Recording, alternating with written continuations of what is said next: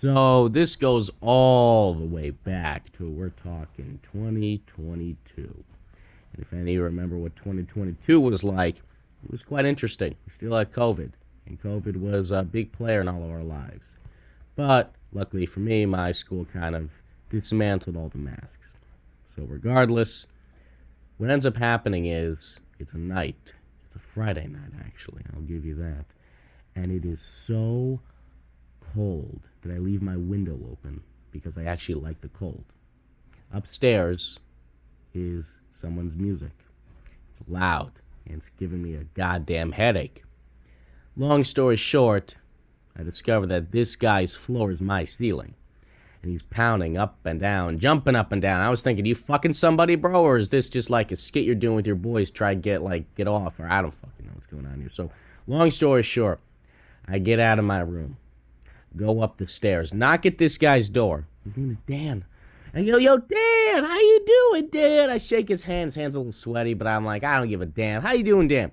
I say, yo, Dan, listen. You're a wonderful guy. You're a wonderful friend of mine, at least acquaintance to some extent. And your music's a little too loud for me. Do you mind if you turn it down a little bit? He says to me, yo, bro.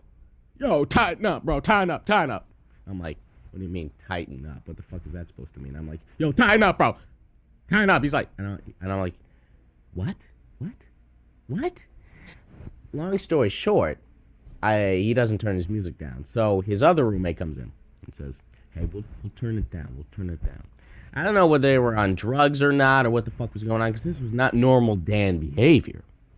So I go back downstairs to my room, and he knows where my room is, and I hear him down the hallway screaming, yo, Joe, suck a dick. And I'm like, what? He sounded like Mario for some reason. I don't know why. He was Hispanic, though. So I open my door, and I see him coming down the hallway, and I'm like, he's like, yo, Joe, suck a dick. And I look at him, and I say, how dare you say that, you son of a bitch? And, I say, I thought you were a cool guy, Dan. Dan, you seem like a good fucking guy, Dan. So I ask him why he's acting like this. He ignores me. And I say, you know what? Fuck you, Dan. Fuck you. And so Dan comes and turns around and comes to me and says, yo, bro, you want to fight, bro? You want to fight? And I'm like, no. And I close the door in his face. And you know what I decided to do? I decided to open the door again. All right, the creaky hinges just immediately splurged out a fucking wail down the hallway. It was like, Ree! And I then look at Dan, and I say, come back here, Dan. Come back here. And Dan comes back, and he then has fumes out of his goddamn ears. He comes marching right back. And at that goddamn moment, I slammed the door on him a second time. And he then says, yo, bro, unfair, bro, pussy.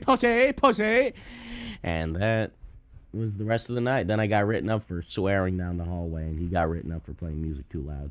Then I knocked at his door another time, opened the door without him being there. I'm like, oh, fuck, where's Dan? And the RA comes and says, yo, Joe, you can't be busting in people's dorms like that. And I look at her, I'm like, Yeah, I know. That's why I don't know what I'm doing with my life half the time. I'm picking on a guy who sounds like Mario and he's from Spain or something. I don't know.